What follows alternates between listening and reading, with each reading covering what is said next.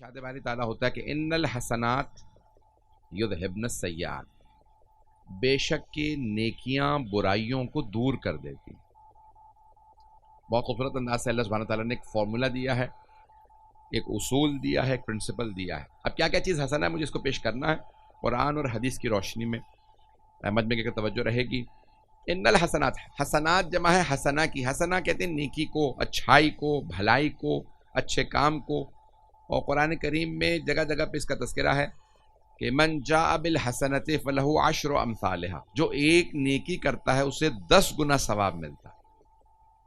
ومن جاء بالسیئۃ، اور جو برائی کرتا ہے اس کے لیے ایک ہی لکھی جاتی ہے۔ اچھائیاں ایک ایک کی جگہ 10 لکھی جاتی ہیں، برائیاں ایک کی جگہ ایک لکھی جاتی ہیں۔ مولا امیر علیہ السلام فرماتے ہیں نہج البلاغہ میں، مجھے تعجب ہوتا ہے کہ کسی کی اکائیاں دہائیوں سے کیسے بڑھ جاتی۔ برائی ایک ایک لکھی جا رہی یعنی اکائی، اور نیکیاں 10 لکھی جا رہی ہیں یعنی دہائیاں۔ مولا فرماتے ہیں یونٹس ٹینز سے کیسے بڑھ جاتے ہیں، یہ اکائیاں دہائیوں سے کیسے بڑھ جاتی ہیں۔ جب اللہ ہر نیکی کی 10 لکھ رہا ہے تو کیسے ممکن ہے کہ کوئی آدمی جہنم میں چلا جائے۔ مولا فرماتے ہیں جنت میں جانے والے پہ تعجب نہیں، جہنم میں جانے والے پہ تعجب ہے مجھے۔ حسنات کو پیش کر رہا ہوں اور کی جگہ، کن کن چیزوں کو اللہ سبحانہ وتعالیٰ نے حسنہ کہا۔ احادیث کے اندر بہت سی چیزوں کو حسنات کہا گیا ہے۔ یہ آیت جو میں نے انتخاب کی اس کی ابتدا میں واقع میں صلاۃ لدلوک الشمس غسق اللیل، یعنی یہ مختلف انداز سے اللہ نے قرآن کریم میں پیش کیا۔ اور جب دن چڑھ رہا ہو، دن کا اختتام ہو رہا ہو تو نماز قائم کیجئے، بے شک کہ نیکیاں برائیوں کو کھا جاتی ہیں۔ نماز کو حسنہ کہا گیا۔ عزیزان گرامی، مسکرا کے دیکھنے کو احادیث میں حسنہ قرار دیا گیا، صدقے کو حسنہ قرار دیا گیا ہے۔ راہ خدا میں صدقہ تو ترد البلا، صدقہ برائیوں کو ٹالتا ہے۔ انسان جو صدقہ دیتا ہے تو وہ عام طور سے انسان بہت زیادہ کوئی بڑی رقم نہیں دیتا، حقیر سی رقم دیتا ہے صدقے کے اندر۔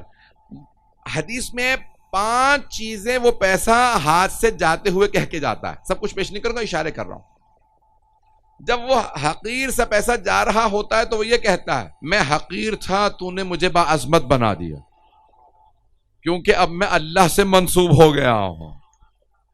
پھر وہ صدقہ جاتے میں کہتا ہے میں ختم ہونے والا تھا، تو نے مجھے بقا دے دی، کیونکہ ہر چیز فنا ہو جاتی ہے لیکن جو راہ خدا میں کام ہوتا ہے اسے فنا نہیں ہوتی، اسے بقا ہوتی ہے۔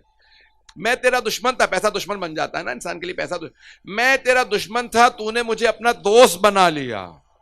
جب آپ راہ خدا میں دے دیں تو وہ چیز دوست بن جاتی ہے۔ سیئہ گناہ برائی دشمن ہے، حسنہ نیکی اچھائی دوست ہے۔ لیکن کئی مرتبہ افراد کو اچھائی برائی میں تمیز پیدا نہیں ہوتی، یہ کام جو کر رہا ہوں آیا یہ اچھائی ہے یہ برائی ہے، یہ تمیز پیدا، یہ بصیرت پیدا کرنا بہت بڑی سعادت ہے۔ آئیں ذرا پیش کر رہا ہوں حدیث کی روشنی میں، مجھے نہیں معلوم کتنا مجمع ہے میرے ساتھ اور کتنے افراد نہیں ہیں، وقت زیادہ نہیں ہے، مجھے بات کو مکمل کرنا ہے۔ تو بہت سی چیزوں کو حسنہ کہا گیا ہے۔ سب سے جو بڑی بڑی زندگی میں کام آنے والی چیزوں میں سے ماں باپ کے ساتھ نیکی کرنا ہے، آگے جا کے پیش کروں گا۔ لیکن حدیث نبوی میں ہے حب علی حسنہ، علی کی محبت حسنہ ہے، نیکی ہے۔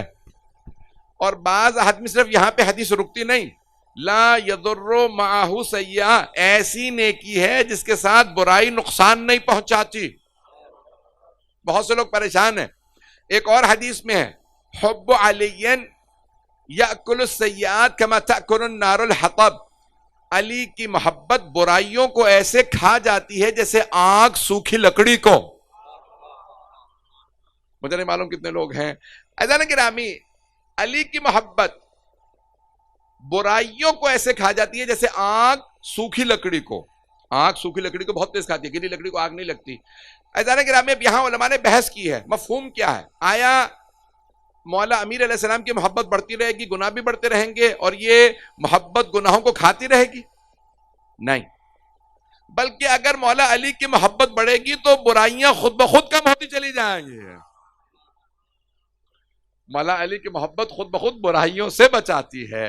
عزیزان گرامی، جیسے قرآن کریم کی آیت ہے کہ ان الصلاۃ تنہی عن الفحشاء والمنکر، نماز برائیوں سے بچاتی ہے. اگر آپ کی نماز برائیوں سے بچا رہی ہے تو علامت ہے کہ نماز قبول ہو رہی ہے. اور اگر کوئی آدمی کہتا ہے میں علی ابن ابی طالب علیہ السلام کی محبت رکھتا ہوں، برائیوں سے دور ہونا بتائے گا کتنی محبت رکھتا ہے. عزیزان گرامی، یہ الفاظ کئی جگہوں پہ استعمال ہوئے. حسنہ، اچھائی، یہ لفظ حسنہ، حسنات، ان الحسنات یذہبن السیئات، بے شک کہ اچھائیاں برائیوں کو دور کر دیتی ہیں. اور بہت سی اچھائیاں ایسی ہوتی ہیں کہ جو انسان ایک اچھائی کرتا ہے. تھوڑا سا میری ایک محنت سن لیجیے گا، میں اچانک ایک مثال آپ کے سامنے پیش کرنے والا ہوں. میں نے شاید کراچی میں یہ مثال پہلے پیش نہ کی ہو. شروع کروں گا، دیکھتا ہوں شاید یہ مثال پہنچ جائے، مجھے وضاحت کرنے کی ضرورت نہ ہو. کئی مرتبہ انسان نیکی کرتا. پانی پلانا بہت بڑی نیکی ہے. سرور کائنات کی حدیث ہے کہ آخرت میں سب سے زیادہ کام آنے والی نیکیوں میں سے جو ایک نیکی ہے وہ ہے پانی پلانا.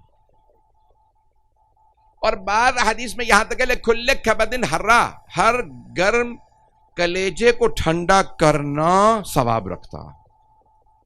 علماء نے بحث کی ہے کلیجہ کیوں کہا سرور کائنات نے، جگر کیوں کہا، کبد کیوں کہا. کہتے تھے ہر پیاسے انسان کو پانی پلانا ثواب رکھتا ہے، لیکن آپ نے فرمایا ہر گرم جگر کو ٹھنڈا کرنا، کیونکہ جگر جانوروں میں بھی ہوتا، جانوروں کو بھی پانی پلانے کا ثواب ہے. بہت سے افراد دیکھتے ہیں گھروں میں ظرف رکھ دیتے ہیں، پرندے آئیں گے پانی پی لیں گے. قبرستانوں میں باہر پانی کے لیے کچھ رکھ دیتے ہیں تاکہ اس میں سے پانی پیتے رہیں. تھوڑی سی توجہ کیجیے گا، میں مثال دینا چاہ رہا ہوں. جانوروں کو بھی پانی پلانے کا ثواب ہے، یعنی وہ بھی حسنہ ہے. میں نے صرف شروع کیا، میں نے کہا تھا مثال میں نے پاکستان میں پہلے پیش کبھی نہیں کی ہے، شاید کسی مطلب کی ہو، شاید توجہ کیجیے گا. یہاں تک حدیث میں کہ اتنا پانی ہو کہ وضو کر سکتے ہو، یا کوئی مرتا ہوا جانور صحرا میں دیکھو اسے پانی پلا سکتے ہو، تو کیا کیا جائے؟ وضو کر لوں کیونکہ نماز واجب ہے، یا اس جانور کو پانی پلا دوں جو مر رہا ہے. کہا اگر وہ نجس العین ہو یا رسول اللہ، کتا ہو مثال کے طور پہ، تو کہا پھر بھی اس کتے کو وہ پانی پلا دو اور تیمم سے نماز پڑھ لو. پتہ نہیں لوگ ہیں یا نہیں ہیں. جانور کے ساتھ بھی نیکی حسنہ ہے، نیکی ہے. توجہ، شاید میری مثال پہنچ جائے، میں بات کہاں لے جانا چاہ رہا ہوں تھوڑی سی توجہ کر لیجیے گا. جانور کے ساتھ بھی نیکی ہے. میں نے جانور کو پانی پلایا، ایک مرتبہ نہیں، میں نے جانور کو نہیں کسی انسان کو پانی پلایا، چاہے وہ ہندو ہو، سکھ ہو، عیسائی ہو، انسان ہے. انسان کا احترام جانور سے زیادہ ہے. مجھے نہیں معلوم میری بات پہنچ رہی ہے نہیں پہنچ رہی. عزیزان گرامی، جانور سے بہتر کہ انسان کی انسان مدد کر دے. انسان مر رہا ہے، جانور مر رہا ہے، کس کو پانی پلائے گا؟ انسان کو. محترم ہے. اور اگر انسان بھی کئی افراد ہو، توجہ، ایک مرتبہ کوئی گنہگار ہے، کوئی مرتبہ نیک ہے، انسان کسی نیک کی جان بچا لے، کسی بزرگ کی جان بچا لے، کسی محترم انسان کی جان بچا لے، اس کا ثواب زیادہ. میں صدقہ دینا چاہتا ہوں، میرے سامنے ایک کافر بھی ہے اور ایک مؤمن بھی ہے، مؤمن کو صدقہ دوں گا، ثواب زیادہ ہے. عزیزان گرامی، بہت سے افراد شاید پہنچ رہے ہیں. اور اگر نیکی مؤمن کے ساتھ نہیں کسی نبی کے ساتھ ہو، ابھی بھی سارا مجمع نہیں ہے، آدھا مجمع پہنچا ہے. توجہ، حسنہ، حسنات گنوا رہا ہوں. سرور کائنات صلی اللہ علیہ وسلم، محمد اپنے گھر کی دیوار کی تعمیر کر رہے ہیں. کچی دیوار تھی، گارے کی بنی ہوئی تھی، دیوار گر گئی، طوفان آیا، تو آپ اپنے گھر کی دیوار کی تعمیر کر رہے ہیں. ایک جوان صحابی وہاں سے گزر رہے ہیں، فرماتے ہیں، عرض کرتے ہیں رسول خدا یا رسول اللہ اجازت دیں میں آپ کی اس دیوار کی تعمیر میں مدد کر دوں. دیکھیں، کسی کو نیکی سے روکنا نہیں چاہیے، کسی کو نیکی سے روکنا نہیں چاہیے. سرور کائنات کی مدد کرنے لگا، بہت بڑی نیکی کر رہا ہے، حسنات کر. ایک مرتبہ صحابی نے کہا یا رسول اللہ آپ کی مدد کرنا چاہتا ہوں دیوار بنانے میں. آپ نے کہا اجازت ہے. کہا یا رسول اللہ میں اینٹیں رکھتا جاؤں گا، آپ گارا لگاتے جائیں. وہ جوان اینٹ اٹھاتا رکھ دیتا، رسول خدا فوراً وہاں پہ جو پرانا مٹی سے بناتے تھے دیوار، جیسی دیوار مکمل ہوئی سرور کائنات نے فرمایا جو چاہو مجھ سے مانگ لو. جو چاہو مانگ لو میں عطا کروں گا. جوان نے کہا یا رسول اللہ آپ نے جو شہادت کا مقام بیان فرمایا ہے میں مسلسل سنتا رہا ہوں, میرے لیے یہ دعا کر دیجیے مجھے شہادت نصیب ہو. سرور کائنات نے ہاتھوں کو بلند کیا. نبی اور امام کی سب سے بڑی نشانی یہ ہے ان کی دعا رد نہیں ہوتی. 8ویں امام سے پوچھا گیا نا کہ مولا علامت کیا ہے, کوئی دعویٰ کر دے میں امام ہوں میں نبی ہوں, اب تو نبوت ختم ہو گئے, امام کا کوئی دعویٰ کر دے تو پتہ کیسے چلے یہ ہے یا نہیں ہے, پہنچا ہوا. امام نے کہا پہلی اس کی علامت ہوتی ہے علم. کبھی یہ نہیں کہے گا پوچھ کے بتاؤں گا, دیکھ کے بتاؤں گا, پتہ نہیں لوگ ہیں یا نہیں ہیں. جہاں سے سوال جیسے ہی آئے گا اسی وقت جواب دے گا. دوسری دعا, اور امام نے نشانیاں بتائی ہیں, وقت نہیں. تو عزیزان گرامی امام نے فرمایا کہ دعا معصوم علیہ السلام کے معصوم ہونے کی سب سے بڑی نشانی ہے. معصوم کی دعا کبھی رد نہیں ہوتی. توجہ, امام زمانہ کی دعا رد نہیں ہے. پتہ نہیں ہم شامل ہیں یا نہیں ہیں, امام کی دعا رد نہیں ہے. تو عزیزان گرامی ایک مرتبہ سرور کائنات نے ہاتھوں کو بلند کیا, کہا پروردگارا میرے اس نوجوان نے میرے بچے نے دعا کے لیے کہا ہے شہادت نصیب فرما. اگلے ہی غزوے میں وہ شہید ہوئے. توجہ عزیزان گرامی, نیکی نیکی ہے لیکن وہی نیکی رتبے کے لحاظ سے بدل جاتی ہے. پتہ نہیں لوگ پہنچ رہے ہیں نہیں پہنچ رہے. جتنا بڑا رتبہ ہوگا میری وہی نیکی ثواب اس کے حساب سے ہوگا. ایک مرتبہ میں اپنے ہی بچے کے لیے کام آتا ہوں, ایک مرتبہ ماں باپ کے کام آتا ہوں, ایک مرتبہ کسی بہت محترم رسول خدا کی قریبی ہستی کے کام آتا ہوں, ایک مرتبہ خود سرور کائنات کے کام آتا ہوں. ان سب ایک ہی نیکی کا ثواب الگ الگ ہے. توجہ, نیکی کا ثواب الگ الگ. یہ تو اللہ نے ہمیں اہل بیت علیہ السلام کی عظمت سمجھائی. اگر ان کے کام آؤ گے تو تم ان کے کام نہیں آئے. اگر کوئی ان کے ساتھ کربلا چلا گیا تو وہ کربلا نہیں گیا, اس نے دین کے ساتھ نیکی کی ہے, اور دین کے ساتھ نیکی کی جزا اللہ عطا کرتا ہے. پتہ نہیں لوگ ہیں یا نہیں ہیں. عزیزان گرامی اگر کوئی جناب مولا کائنات کے ساتھ کھڑا ہو رہا ہے, رسول خدا کے ساتھ, مولا کائنات کے ساتھ, امام حسن امام حسین کے ساتھ, تو اس نے ان کے ساتھ احسان نہیں کیا, اپنے پہ احسان کیا ہے. احسان اپنے پہ کیا. کیوں؟ کیونکہ وہ عظمت والی ہستیاں, انہیں ضرورت نہیں ہے. کوئی بھی 72 افراد گئے کربلا, کوئی بھی نہ جاتا, مولا حسین پھر بھی کھڑے رہتے. توجہ, رسول خدا کے ساتھ بدر میں 313 تھے, نہ ہوتے پیغمبر پھر بھی کھڑے رہتے. مولا علی کے ساتھ توجہ افراد کم تھے, وہ پھر بھی کھڑے رہتے. مولا حسن پھر بھی کھڑے رہتے. توجہ, 12ویں امام آئے تو ساری دنیا کو معجزے سے فتح کر سکتے ہیں. انہوں نے حکومت اپنے لیے نہیں بنانی, انسانوں کے لیے بنانی ہے. یہ سارے کے ساری ہستیاں اگر یہ مہلت دیں تو یہ مہلت ہمارے لیے ہے. جو اب تک نہیں پہنچے ان کے لیے جلدی سے ایک واقعے کا سہارا لوں گا تاکہ میری بات پہنچ جائے. بہت بڑے ایک سردار ہیں کوفے کے, اور بڑے خاندان سے ہیں, اپنے قبیلے کے سرداروں میں ہیں. انہیں پتہ چلا کہ بھئی کوفے والوں نے خط لکھے مولا حسین علیہ السلام کو دعوت دی ہے, اور عبید اللہ ابن زیاد نے جو گورنر تھا یزید کے کہنے پہ لشکر بنانا شروع کیا, فوج بنا رہا ہے, اور وہ فیصلہ کر چکا کہ ہم نے امام حسین علیہ السلام کو مار دینا, قتل کرنا. فوج بنانا شروع کر دی, فوج بہت بڑی فوج. کوفے سے لشکر تیار ہوئے, شام سے لشکر آنے لگے, پورے عراق سے لشکر آنے لگے, تیار ہونے لگے. تو یہ ان کا عبداللہ ابن عمر جوحفی نام ہے, جوحفا ایک بہت یعنی ایک قبیلہ تھا. تو وہ صرف سنا انہوں نے فوجیں تیار ہو رہی ہیں. اب اگر میں عبید اللہ ابن زیاد کی طرف سے لڑتا ہوں تو جہنم, اور حسین ابن علی کی طرف سے لڑتا ہوں تو موت. کوئی بچے گا نہیں.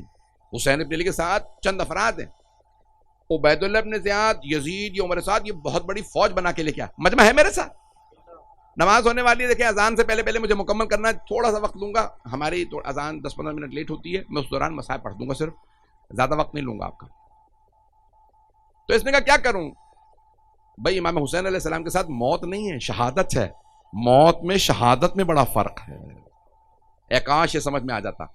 عزیزان گرامی وہ کہتا ہے میں نے صرف یہ سوچا اور میں کوفے سے باہر چلا گیا. ایسا نہ ہو کہ حسین ابن علی کوفے آ جائیں اور کہیں بھئی میرے ساتھ کھڑے ہو جاؤ. ان کے ساتھ تو کھڑے ہو نہیں سکتے، اگر ان کا ساتھ دیا تو سب مارے جائیں گے، اور عبید اللہ ابن زیاد کا ساتھ دیا تو جہنم میں جائیں گے۔ تو وہ کوفے سے باہر چلے گئے۔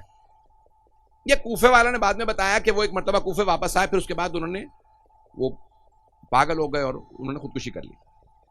یہی جن کا میں واقعہ سنا رہا ہوں، کیوں، کس چیز نے انہیں دیوانہ کر دیا، میں پیش کر رہا ہوں۔ اب وہ کہتے ہیں میں کوفے سے باہر چلا گیا، خیمے لگائے، عربوں کو خیموں کا بہت شوق تھا، ابھی بھی ہے، تو بہت خیمے لگائے، پھل سردار تھے، خادم وہاں بیٹھے رہے، مجھے نہ حسین ابن علی بلائیں نہ مجھے عبید اللہ ابن زیاد بلا لیں۔ خود ہی کہتے ہیں میں اپنے خیمے میں بیٹھا تھا، اچانک مجھے محسوس ہوا در خیمہ پہ کوئی ہے، میں نے خیمے کا پردہ کھولا تو دیکھا حسین ابن علی علیہ السلام کھڑے۔ جیسے ہی میں نے حسین ابن علی علیہ السلام کو دیکھا، میں نے کہا اے فرزند رسول، اے نواسہ رسول، آپ نے زحمت کی؟ کہا ہاں، کا تشریف لائیے۔ کہا میں فوراً خیمے میں لے آیا، فوراً میں نے امام کے لیے اہتمام کیا، تشریف فرمائی۔ فرمائیے آپ نے کیوں زحمت کی؟ کہا میں تمہیں دعوت دینے آیا ہوں، ہمارا ساتھ دو۔ کہا فرزند رسول، لشکر جو آپ کے مقابلے میں آنے والا ہے نا، جو فوج بن رہی ہے وہ بہت بڑی فوج ہے، اتنی عراق میں کسی نے فوج دیکھی نہیں ہوگی جتنی عراق اور شام سے جو لشکر کشی ہو رہی ہے آپ کے خلاف، فوج بننے والی، اور ہزاروں کے حساب سے ایک ایک شہر سے لوگ آ رہے ہیں۔ کہا آپ کے ساتھ تو کوئی نہیں ہے جو وہاں سے فوج آ رہی ہے۔ مولانا نے کہا مجھے کوئی ڈر اور خوف نہیں ہے، مجھے لشکر کی کثرت کی خبر مت دو، میں ڈرنے والا نہیں، میں تمہیں دعوت دینے آیا ہوں کہ میرے ساتھ جو افراد ہیں ان میں تم بھی شامل ہو جاؤ۔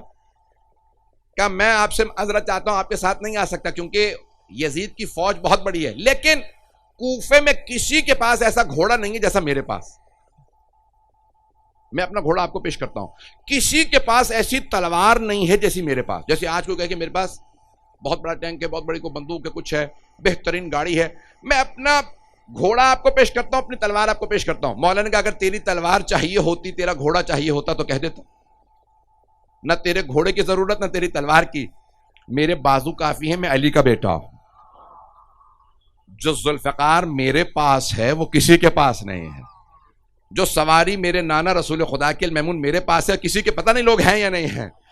کہ مجھے نہ تیری تلوار چاہیے نہ گھوڑا، اور میں جو تجھے بلانے آیا تھا اپنے لیے نہیں، تجھے تیرے لیے بلانے آیا تھا۔ میں میرا موضوع اگر یاد ہو کہ اگر ہم ان کے کسی کام آ رہے ہیں تو ہم ان پہ نہیں اپنے پہ احسان کر رہے ہیں۔ آج اگر آپ فرش عزا پہ بیٹھتے ہیں، مجلس میں آتے ہیں، یہ ان پہ کوئی احسان نہیں، ہم نے اپنے ہی پہ احسان کیا ہے، مجلس برپا کی ہے، میدان گرامی مجلس برپا ہم نے اپنے پہ احسان کیا، انہیں ضرورت نہیں ہے ہماری، ہمیں ان کے ذکر کی ضرورت ہے۔ اب وہ کہتا ہے کہ میں کیوں، وہ کہتا ہے میں سو نہیں پاتا تھا، اس کے بعد اس نے سارے کوفے والوں کو بتایا کہ میں کیوں پاگل ہو رہا ہوں، میرا دماغ کیوں خراب ہو رہا ہے۔ کہ جب حسین نکلے نا تو میں نے کہا کہ اے حسین اگر آئے ہی ہیں تو کوئی پھل کھا لیجئے، کچھ کھانا کھا لیں، کوئی شربت پی لیجئے، کہ تجھ سے اب کچھ نہیں چاہیے۔ کہ جب جانے لگے نا تو میں ننگے پیر دوڑا، کہ جب حسین چل رہے تھے بہت تیز تیز، جناب سید الشہداء قداور تھے، کا قدم بڑے بڑے تھے، تیز چل رہے تھے، اچانک چھوٹے چھوٹے بچے، امام میں کشش ہوتی ہے۔ معصوم کی علامت یہ ہے کہ کوئی بھی جو انوسنٹ ہوگا، جو بے گناہ ہوگا، وہ کشش رکھتے ہیں نا امام، کیونکہ وہ پاک ہے۔ کہ میں نے دیکھا چھوٹے چھوٹے بچے امام کی طرف لپک رہے ہیں، دوڑ رہے ہیں، اور امام کیونکہ تیز سے چل رہے تھے بچے گرنے لگے، امام رکے، اپنے ہاتھوں سے بچوں کو اٹھایا، ایک ایک بچے کو اٹھاتے پیار کرتے اور انگلی پکڑا کے ان کو چلنے لگے۔ کہ وہ جو میں نے ایک طرف سے امام کے رخ رونق کی زیارت کی اور وہ جو نور چمکتا ہوا دیکھا، وہ سوچ سوچ کے میرا دماغ پھٹنے لگا، وہ حسین مجھے بلانے آئے اور میں اتنا بدقسمت کہ میں نہیں گیا، وہ شہید ہو گئے، پھر اس کے بعد وہ مجنون ہو گیا، دیوانہ ہو گیا، اور اس نے اپنے آپ کو فرات میں گرا دیا، دریا میں گرا دیا، پھر اس کے بعد اس کا پتہ نہیں چلا لوگوں کو، یعنی غرق ہو گیا بیچارہ۔ لیکن علماء کہتے ہیں اس کی مذمت نہیں کر سکتے کیونکہ کئی افراد ایسے تھے جنہوں نے فیصلہ دیر سے کیا، جملہ میں کہہ گیا ہوں، کئی افراد توابین یا بے انتہا لوگ انہوں نے فی الفور فیصلہ نہیں کیا، کئی لوگوں کو تو اطلاع ہی نہیں ملی. لیکن عزیزان گرامی کئی افراد ایسے ہوتے ہیں جو فیصلہ دیر سے کرتے ہیں. خدا را فیصلہ دیر سے نہ کیجئے گا. جب وقت گزر جاتا ہے تو فیصلے کا کئی مرتبہ فائدہ نہیں ہوتا اور کئی مرتبہ نقصان ہوتا ہے.